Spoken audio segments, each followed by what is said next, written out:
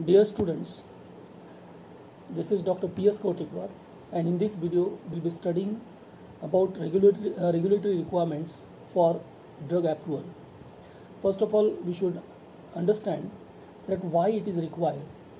So for this, let us see these two tragedies. They were held in 1962 and in 1937, where almost 10,000 people were reported to have malformation of limbs due to the treatment with thalidomide. It is also known as phocomelia, and 50% of them were survived worldwide.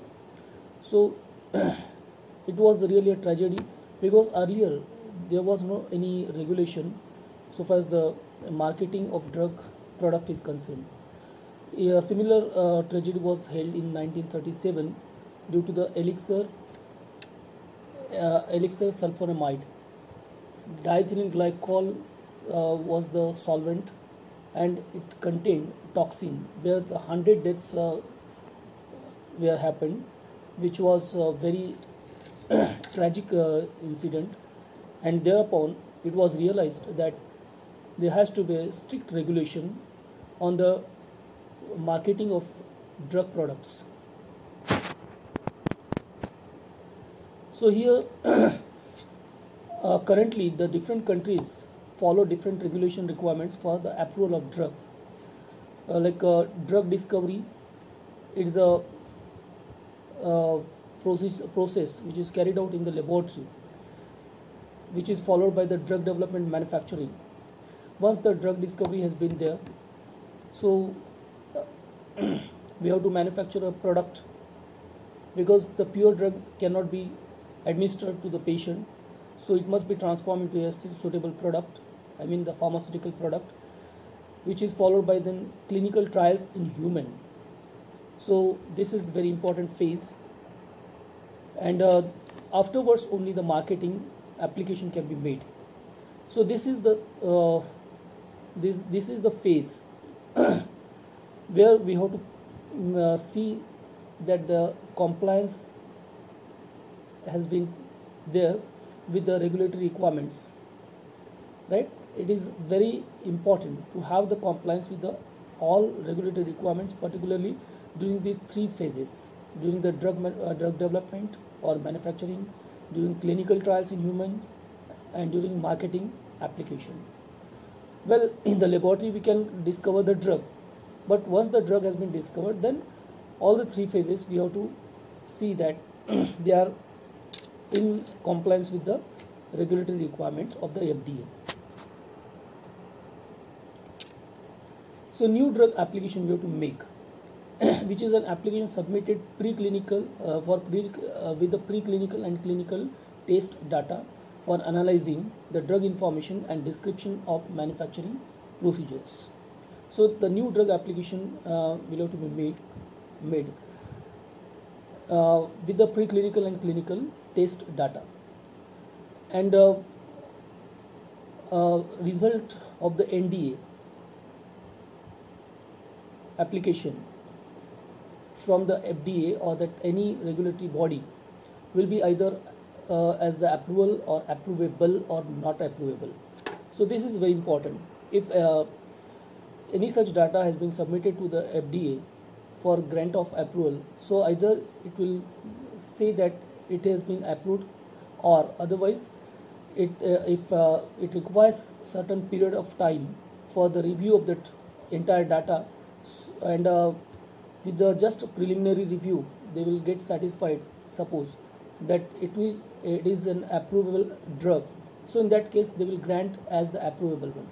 Otherwise, if they don't find anything important, or the data is not having substantial evidences for the activity of the drug, moreover the safety of the drug equally important, and if it is not there, then the FDA will say that it is not approvable, and then the drug discovery or drug development process is stopped at the same time.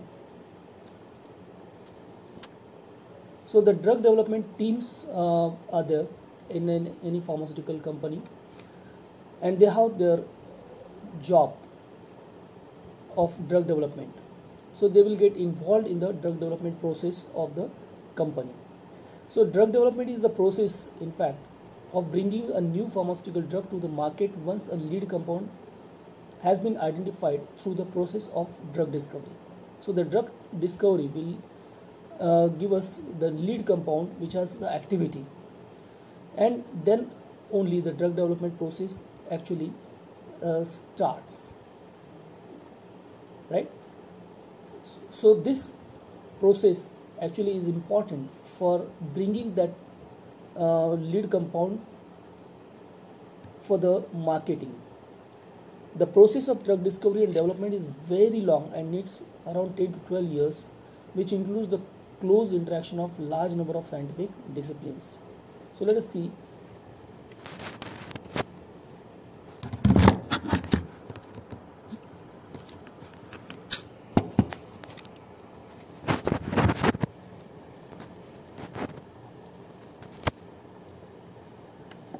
Drug development team responsibilities. So this is the list of all the responsibilities the drug development team has to carry out.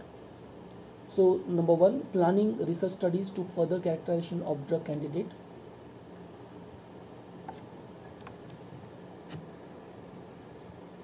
Then interaction of new results with previously generated data. Preparation of detailed drug development plan, that is designing the development milestones, generating timelines for completion of and defining the clinical path.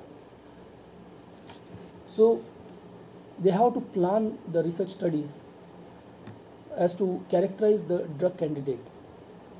Moreover, integration of the new research results with the previously generated data.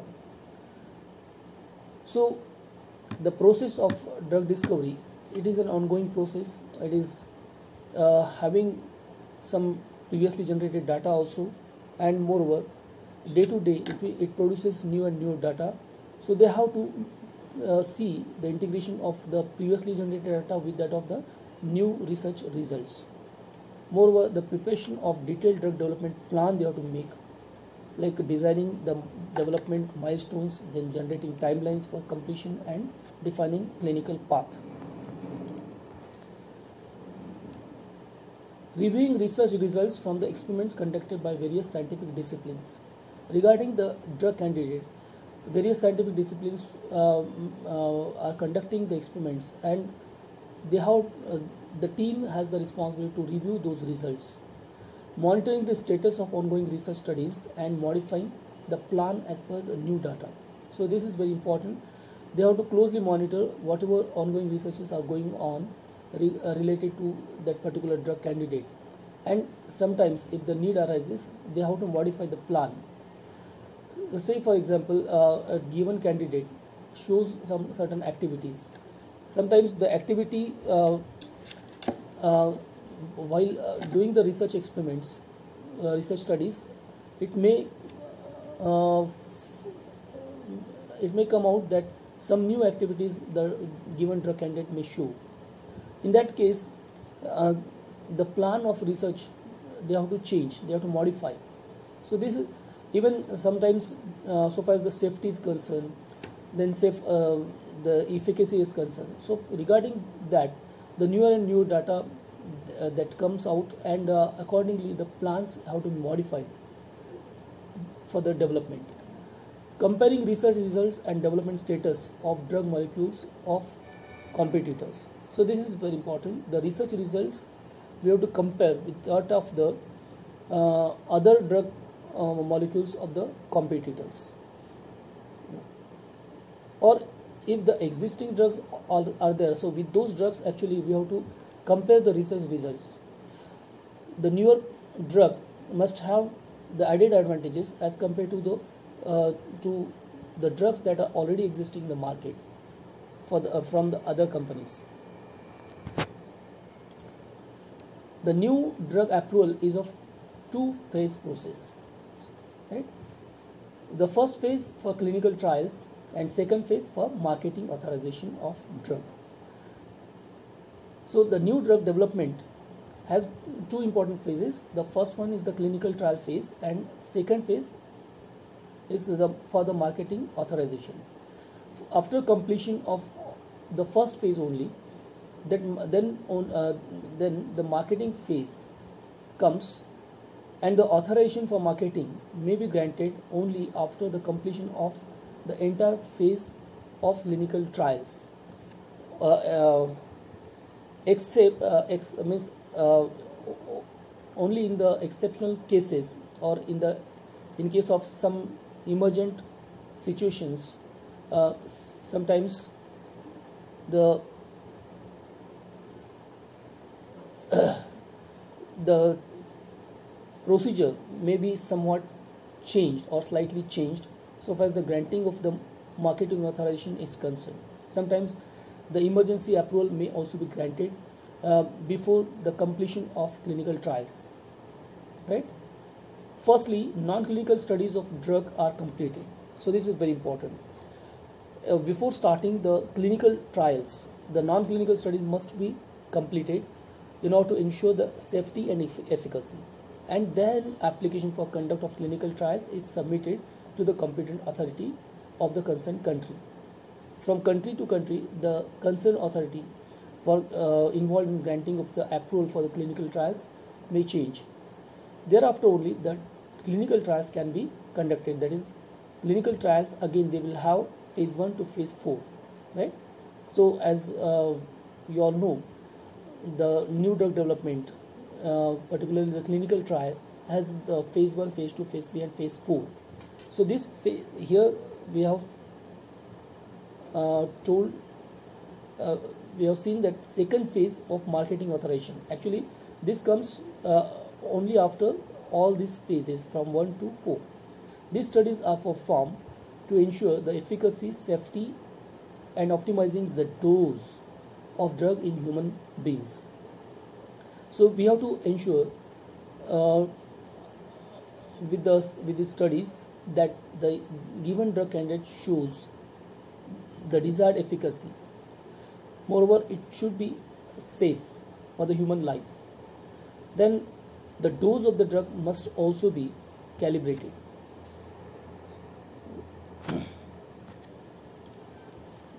After the completion of clinical studies of drug, then the application to the competent authority of the concerned country for approval of drug for marketing is submitted. As I told you, only after completion of all the 4 phases, phase 1 to phase 3, phase 1 to phase 3, the application can be made for marketing authorization. The competent authority review the application and approve the drug for marketing only if the drug is found to be safe and effective in human being, or the drug have more desirable effects as compared to the adverse effect. So this is a very important. The desirable effects are checked against the adverse effects. If there are more important desirable effects, and against those desirable effects, if the adverse effects are found also, but they can be neglected. So these things they have to judge, they have to see in balance, and they have to accordingly grant the approval.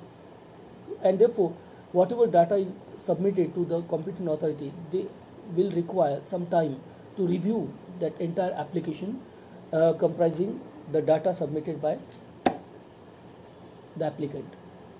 Even after the approval of new drug, government should monitor its safety due to appearance of some side effects when it is used in larger populations. So this is very important. Even the market authorization is granted.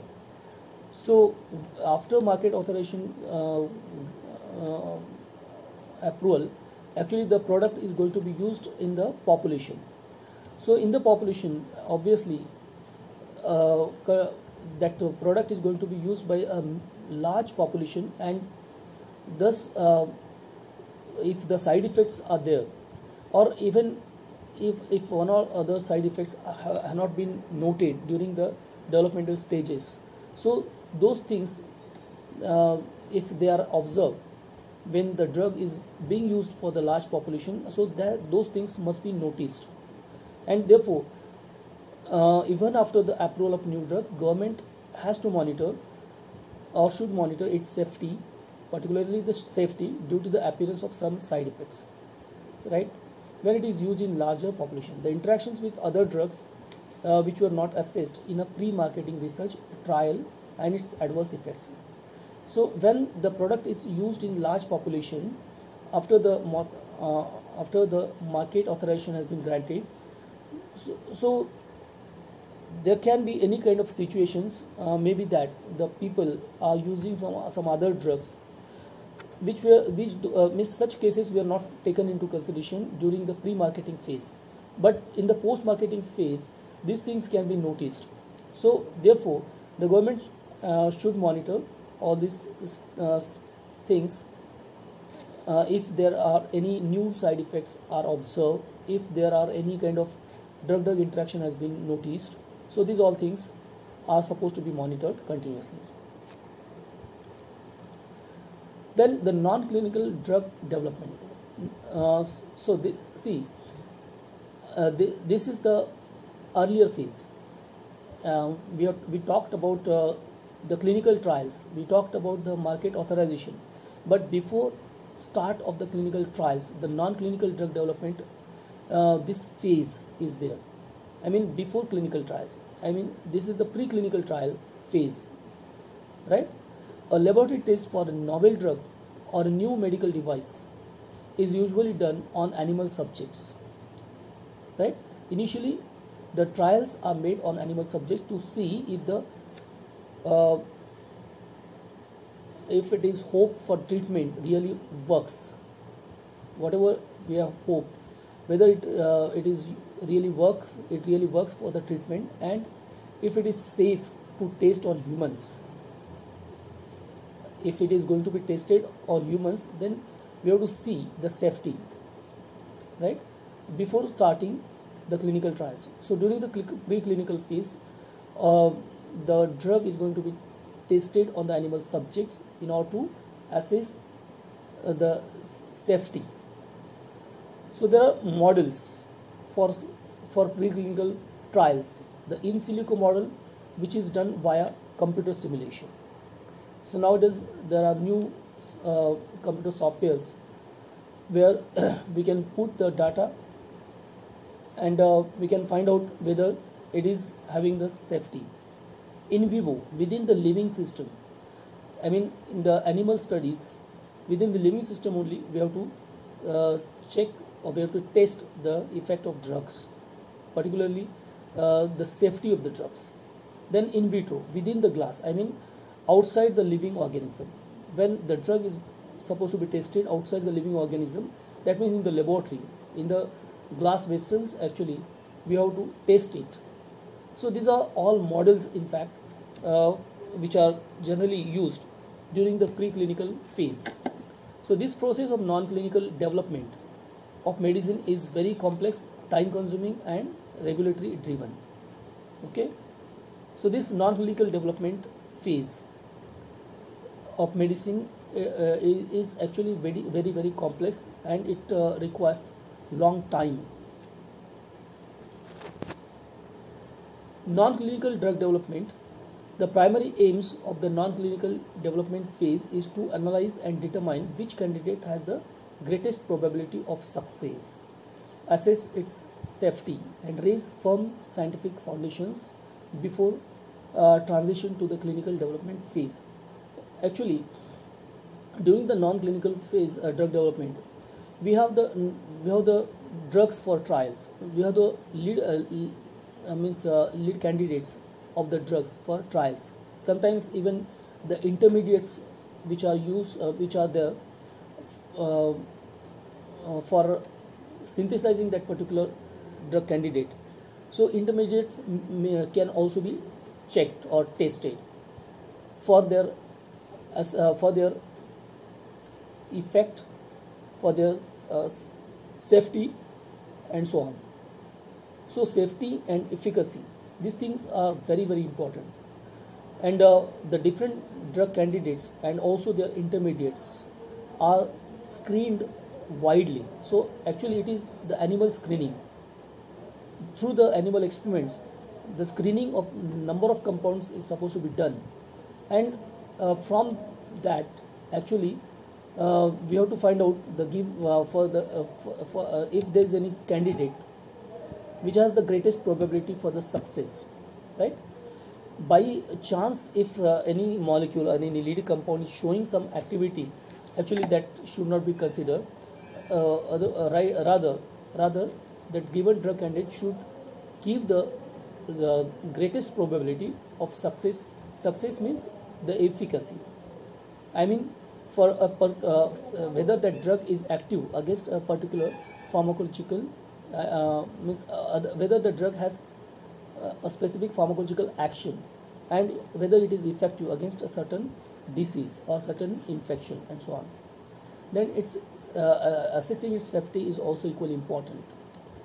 So these things actually which can be done through the screening of the animal studies models, screening of the various compounds through the animal studies models, which is known as the non-clinical drug development phase. Pharmacology, study of effects of chemical substances on the living system. This is what the pharmacology is, which is defined as the study of effects of chemical substances on living system. So this is actually the non-clinical drug development.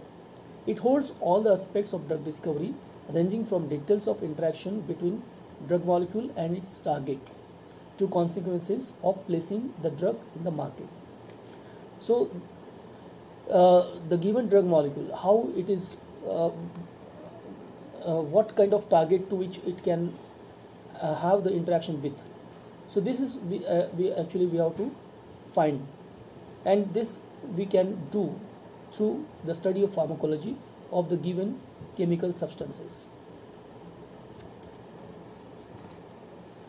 Selectivity testing. It consists of two main stages, that is screening for selectivity and binding assay. So as I told you, the screening for the success of selectivity, right, and to come up with such a compound having the greatest probability for action or activity, and also binding assay to suppose a given drug molecule it has some interaction with some of the enzyme system in the body. So in the bioassay, actually we can have such a model, right, and we can determine the binding assay of that given compound. To determine the potency of drug, the selectivity of compound for a chosen molecular target needs to be assessed. In order to determine the potency of the drug and also the selectivity of compound for a chosen molecular target, which needs to be assessed. So the molecular target, I mean, this is actually the biomolecular target, in fact, and a particular drug we can assess its potency.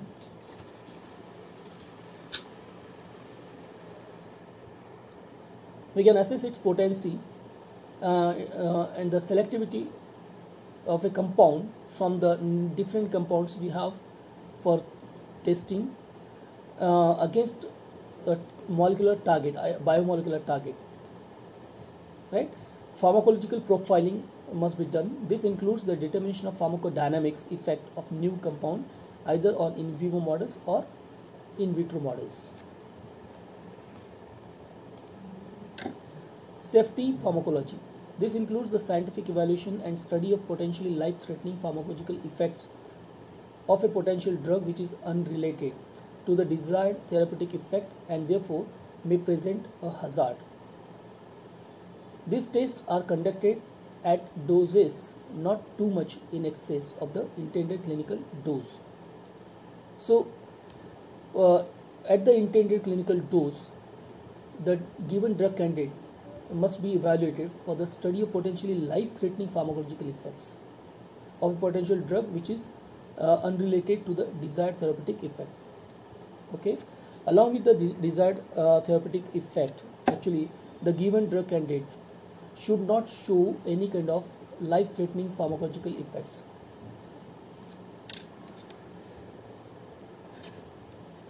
There are many untoward or undesirable effects of the drugs at the normal dose. Those effects should not be observed. I mean, the intended dose, whatever intended dose we have calculated.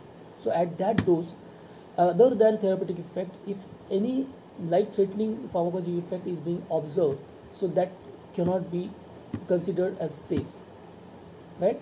And on that basis only the screening must be done. Such compounds actually they are rejected outright if any kind of life-threatening pharmacological effect is being observed.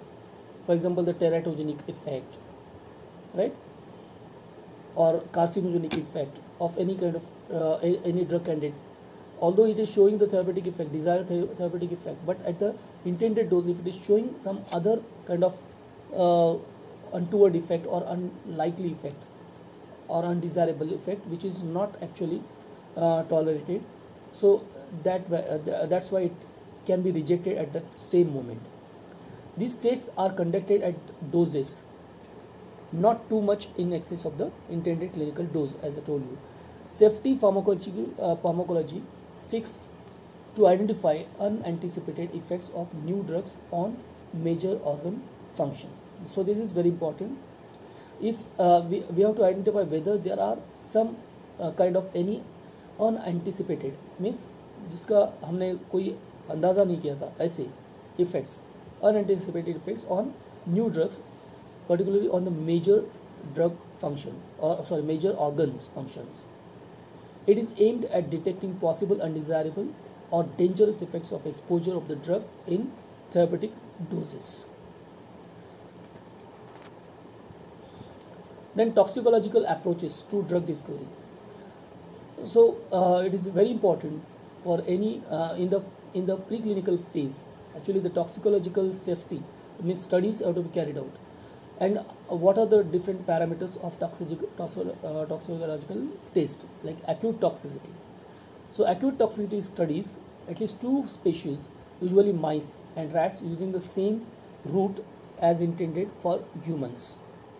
In addition, at least two more routes should be used to ensure safe systemic absorption of the drugs. This route may depend on the nature of the drug. Then mortality should be looked for up to 72 hours after parental administration, and up to 7 days after oral administration, right? So see these points, how the acute toxicity is tested. At least two species of the animals must be chosen, usually mice and rats. Then in addition to that, two more routes should be used, and during the parental route, 72 hours period, over that period actually the animals are looked for any kind of mortality, and after oral administration for 7 days actually it is supposed to be kept under observation whether there would be any kind of mortality. The symptoms, signs and mode of death should be reported. Symptoms, signs and mode of death should be reported with appropriate macroscopic and microscopic findings where necessary. So whatever symptoms or signs are observed after giving the drugs, the adverse reactions or adverse effects are supposed to be critically noted, and all the macroscopic as well as microscopic findings, they must be noted down, right? And it should be as a record. It should be maintained as a record. Then the long-term toxicity is also required to be checked. This study should be carried out in at least 2 mammalian species, and out of these 2 mammalian species, one should be a non-rodent. Means other than rat or mice, another mammalian species we have to choose for studying the long-term toxicity, like the rabbit or guinea pigs. So these mammalians can be chosen which are other than rodent. The duration of study will depend on the factor that whether the application is for marketing permission or for clinical trials, and in the latter case the phases of trials. So this the duration of the study which depends on the type of application it is, whether it is for the permission for marketing or it is for the clinical trials. If it is for the clinical trials permission, then it will have a long study, then if a species is known to metabolize the drug in the same way as humans, then it should be preferred in long-term toxicity studies. So the species chosen, suppose it metabolizes the given drug molecule via a pathway which is the similar one as it is there in the humans, then such species is preferably used for long-term toxicity studies. The drug should be administered 7 days a week by the route intended for clinical use in humans. Then regulatory organizations in different countries. What are the regulatory organizations in the different countries? In United States, there is US FDA. In India, there is CDSCO, that is Central Drug Standards Control Organization. Then in European Union, EMA, European Agency for the Evaluation of Medicinal Products, and in Sri Lanka, MOH. Then in Nepal, it is DDA, Department of Drug Administration. So there are different names for the regulatory organizations in the different countries. Different types of drug applications that can be submitted to FDA.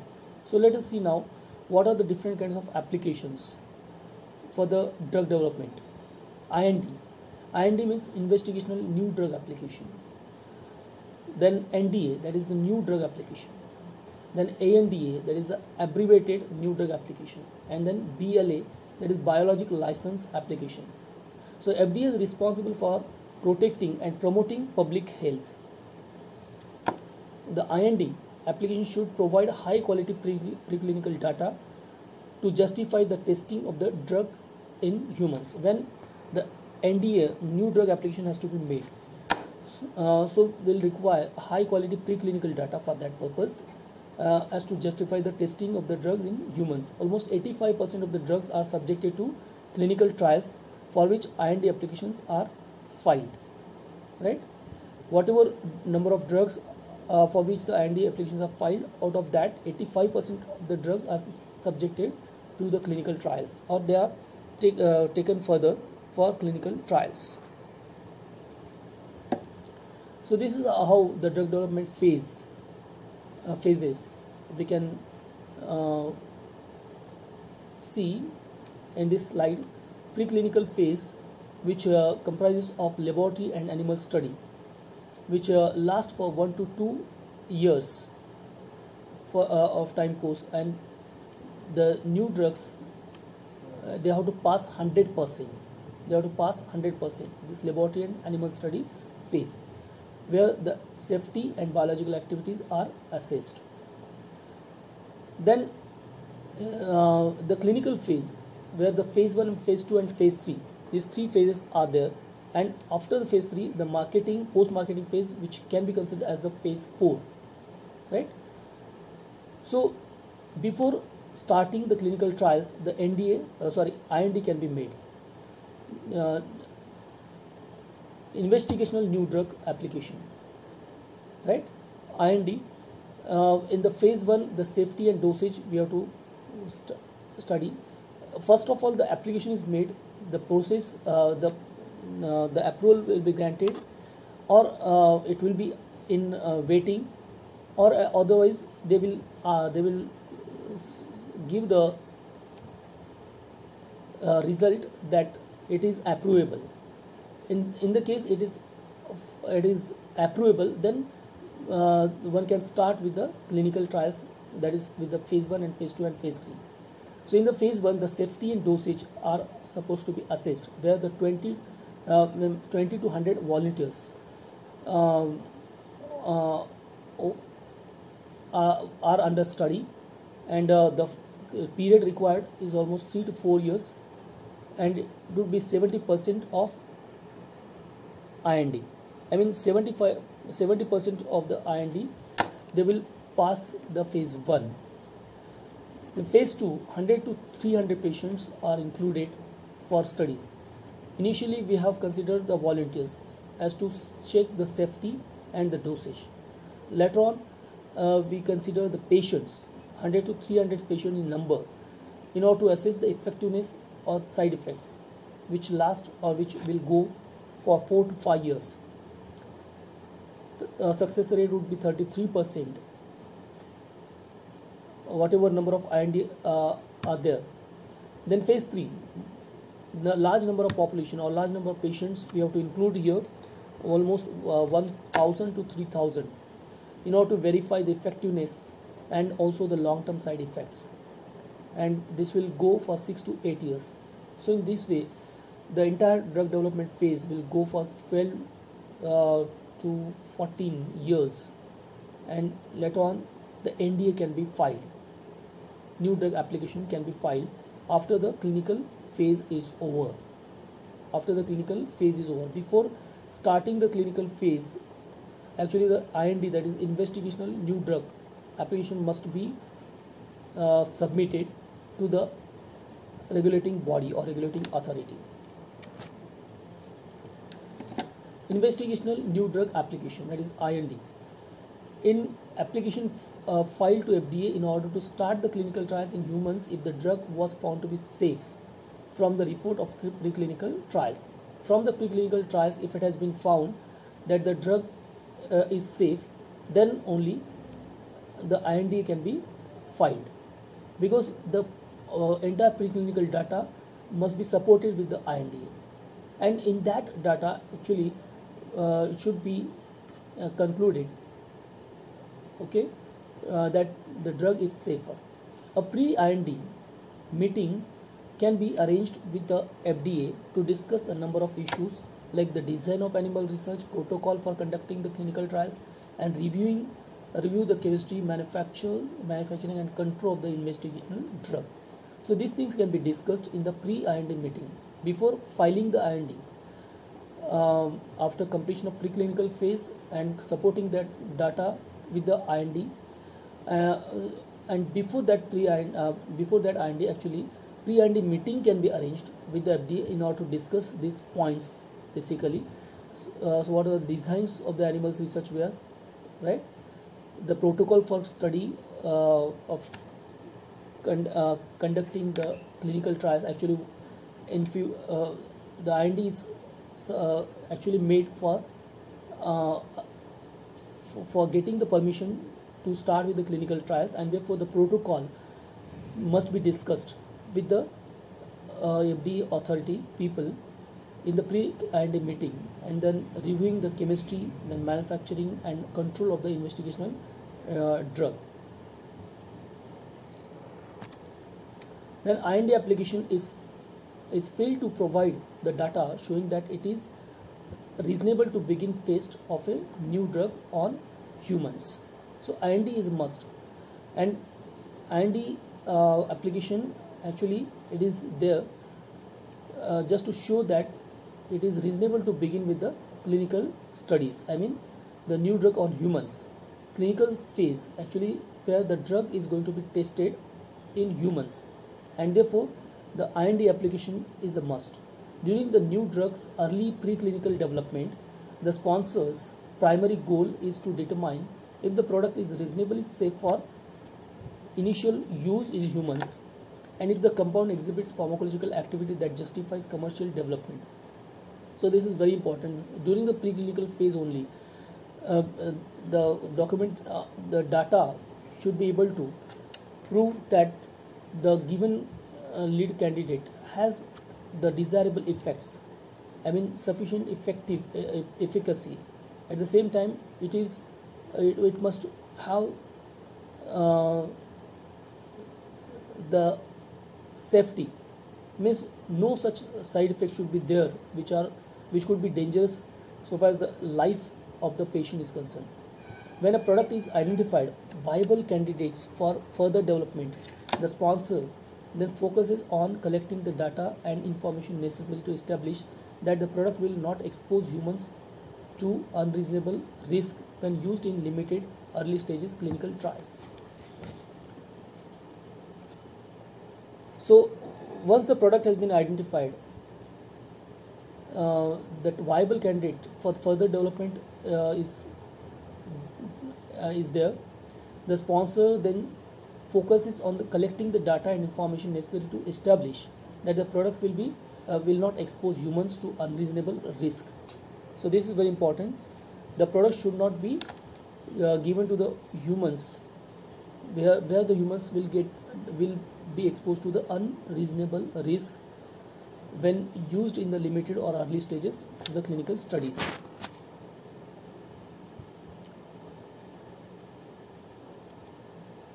FDA's role in the development of new drug begins when the drug sponsor, having screened the new molecule of pharmacological activity and acute toxicity potential in animals, wants to test its diagnostic. At that point, the molecule changes in legal status under the Federal Food, Drug and Cosmetic Act and becomes a new drug subject to specific requirements of the drug regulatory system. Then types of IND applications. So there are types. Number one, investigator IND application, then emergency use IND application, then treatment IND applications, and then screening IND applications. So these are different kinds of IND applications, and will depend which type of IND application must be submitted on the emergency situations, right? In the routine case, the investigator IND application, which is the common, which should be followed, but if the drug development phase or process has to progress on the fast track, then emergency use IND application, it is a kind of provision available, and that can be made, but that emergency has to be there. Treatment IND applications and screening IND applications are also the types of different INDs. Investigator IND application, so submitted by physician who both initiates and conducts an investigation, because physician initiating the studies and conducting the investigations, and under whose immediate direction the investigational drug is administered or dispensed. Then physicians might submit a research IND to propose studying an unapproved drug or an approved product for a new indication or in a new patient population. So in case of the new drug which is earlier unapproved, right, and for that the IND has to be filed by the physician. But apart from the unapproved drug, which would be a new drug, for the existing drug also, for existing product also, if the drug is going to be tested for the new indication, or if the drug is going to be tested in the new patient population, so it doesn't mean that if the drug is approved in one country, so it is approvable in another country at the same time. We cannot say, because the population is different in another country, and therefore to that in that other country, for the relevant regulatory body of that country, such IND has to be submitted. There also we have to carry out the clinical trials on that population. Emergency use IND allows FDA to authorize use of experimental drugs in an emergency situation. Does not allow time for submission of IND in accordance with the 21 CFR. Treatment IND submitted for clinical experimental drugs showing promise in clinical testing for serious or immediately life-threatening conditions, while the final clinical work is conducted and FDA review takes place.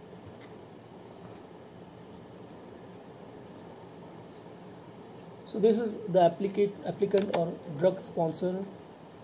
Then IND has to be filed with the regulating body. Then review by the CDER. It is a committee for reviewing that application. Medicinal, chemistry, pharmacological, toxicological, statistical, all the data has to be there. Then safety preview. Is there safety acceptable for study to proceed? Complete review, and review complete and acceptable, and no deficiencies. So this is all about the investigational new drug application.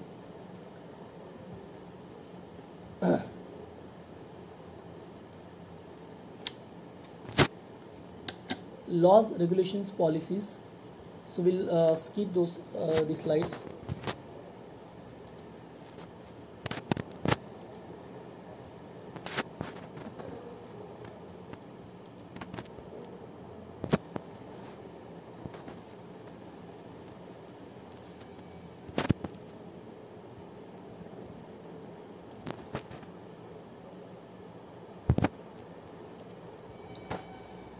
So new drug application, NDA.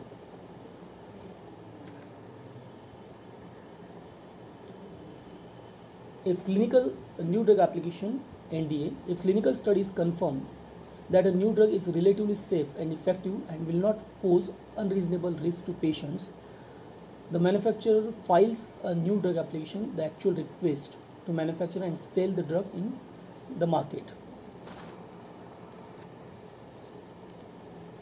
So aim of NDA: safety and effectiveness of drugs, benefits overweigh risk, right? Benefits must be higher, which are overweighing the risk. Whatever risks are there will get overweight by the benefits the drug candidate is showing. Is the drugs proposed labeling appropriate, and what should it contain? The labeling of the proposed drugs, the contents of the labeling, the requirements, whether they are complied with.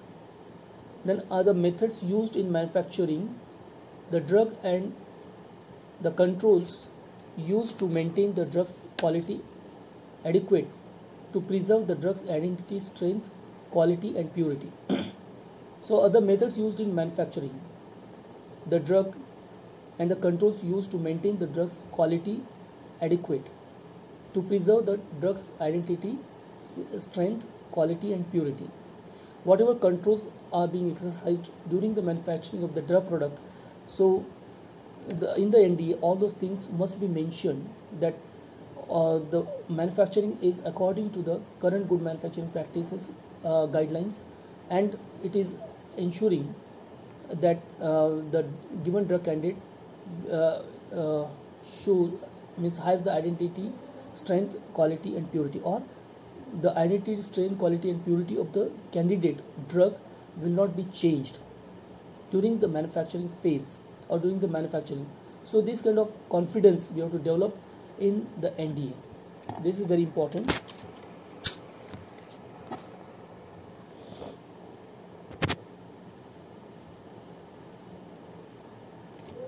Once the application is submitted, the FDA has 60 days to conduct a preliminary review which will assess whether the NDA is sufficiently complete to permit a substantive review. If everything is found to be acceptable, the FDA will decide if the NDA will get a standard or accelerated review and communicate the acceptance of the application and their review choice in another communication known as the 74-day letter.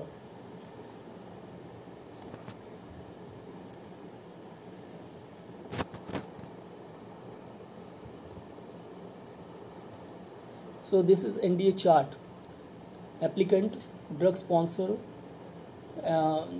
this new drug application, then application fileable, is it yes? If it is yes, then it will go further.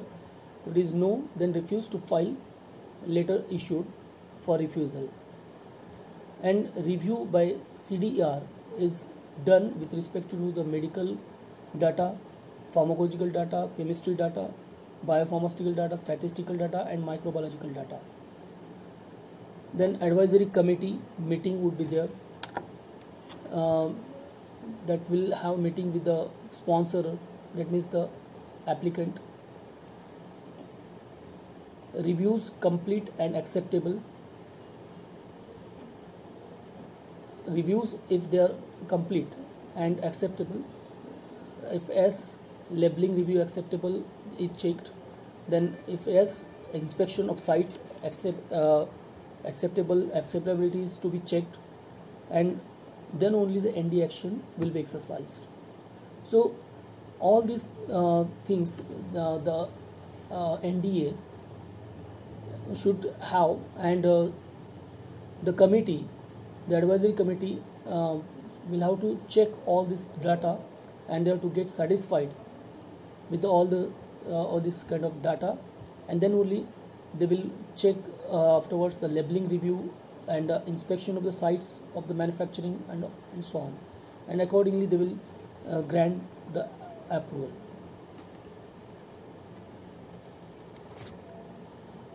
Bioequivalence studies. Actually, these studies are essential to ensure uniformity in standards of quality, efficacy, and safety of pharmaceutical products so that reasonable assurance can be provided. Actually, the bioequivalence studies are meant for the generic products. Generic products are those products which are produced from the existing drugs, means already those drugs which have been granted the approval for marketing. So for those drugs, actually the drug products are prepared, which are considered to be the generic products. And for getting the permission to market generic products, actually the bioequivalence studies we have to carry out, where the product in vitro studies are supposed to be compared with that of the standard products in vitro studies, especially the in vitro dissolution testing or release kinetics. Here the standard could be anything which is already there in the market and has the major share in the market. It is also called as the innovator's product. So whatever generic product will be there, and if you want any permission for its marketing, so before starting its manufacturing, actually we have to file the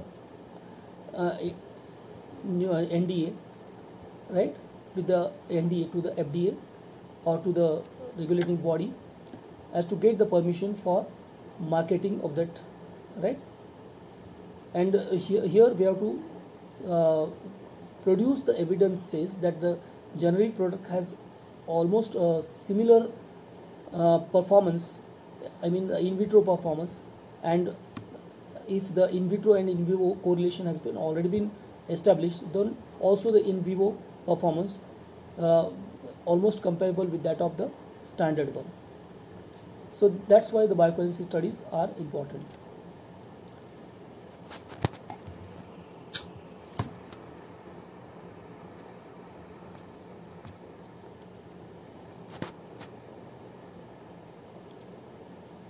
Now the abbreviated new drug application, ANDA. Actually it's an application made for approval of generic drugs where the bioequivalence studies are required. For the bioequivalence with the data obtained from the bioequivalence studies for the grant of approval for the marketing of generic drugs, actually the abbreviated new drug applications are supposed to be filed. The sponsor is not required to reproduce the clinical trials. Here there is no need of clinical studies, because the drug is already granted the approval by the regulating body. Its clinical studies are already over. Actually they were done by the original brand name product. Instead, generic drug manufacturers must demonstrate that their product is the same as and bioequivalent to a previously approved brand name product. With the brand name product, the manufacturer must demonstrate that their product, that is the generic product, is the same, and also it is bioequivalent to the previously approved brand name product.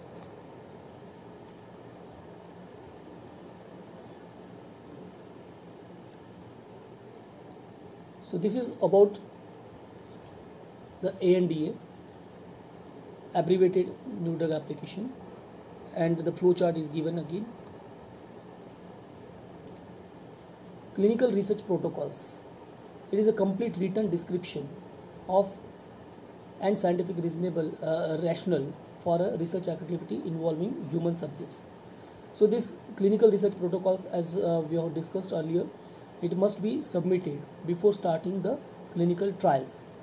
So this should contain the description, detailed description of all the scientific rationales for the research activities involving the human subjects. Then sufficient information is to be gathered on the quality of the non-clinical safety to conduct the protocol, and healthy authority ethics committee approval is granted in the country where approval of the drug or device is sought, because the drug molecules are going to be tested on the humans. I mean, the human subjects are supposed to be included in the studies. So therefore the approval from the ethical committee must be obtained.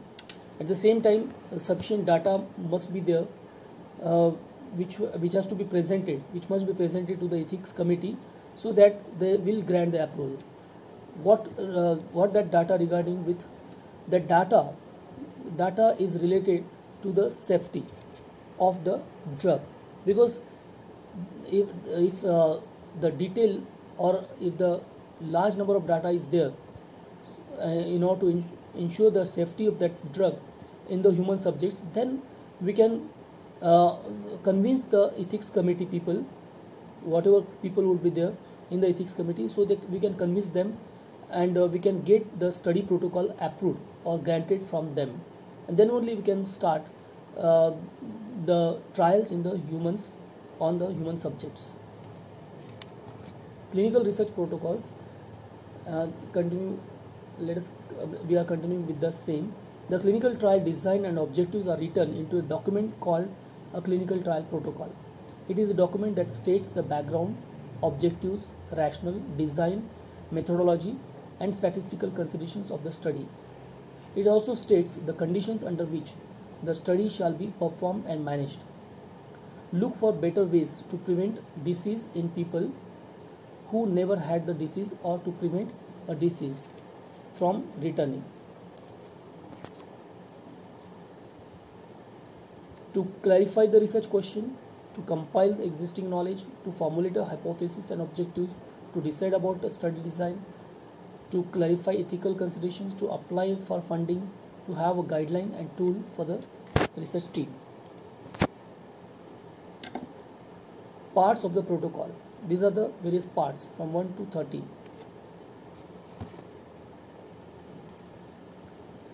Data presentation for FDA submissions. So study data standards describe a standard way to exchange clinical and non-clinical study data. So whatever data we have collected during the preclinical and clinical studies, so that entire data must be well presented. These standards provide a consistent general framework for organizing study data, including templates for data sets, standard names for variables, identify appropriate control terminology, and standard ways of doing calculations with common variables. Data standards also help FDA receive, process, review, and archive submissions more efficiently and effectively.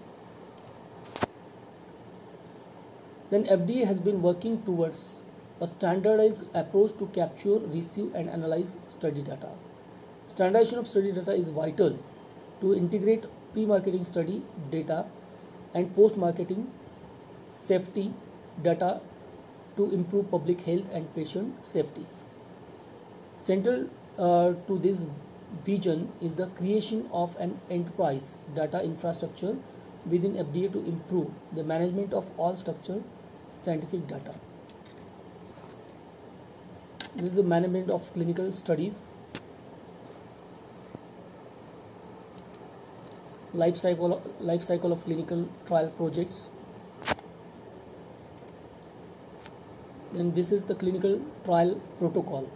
This is very important because this protocol only with the help of which actually the permission from the ethics committee can be obtained for starting the clinical trials. A protocol is a document that describes the purpose, design, methodology, statistical considerations and organization of a study and provides basic information and rationale for the clinical study. The content that should be present in the protocol are described by the GCP. The protocol writing is a task for one person, usually the principal investigator, not a committee. These are various challenges. There are various challenges of project management in clinical trials. Clinical trials all need the same coordinated process and systems irrespective of the size, scope, cost or periods. The key challenges is then to implement and maintain effective management systems and techniques in response to the needs of the trial projects. This is the CTD triangle. Manufacturing, importing or conducting a clinical trial requires permission from the licensing authority through a Form 44 application. The application follows international submission requirements of common technical documents. Common technical document and has 5 models, model 1, 3, 4 and 5. Model 2 is this one.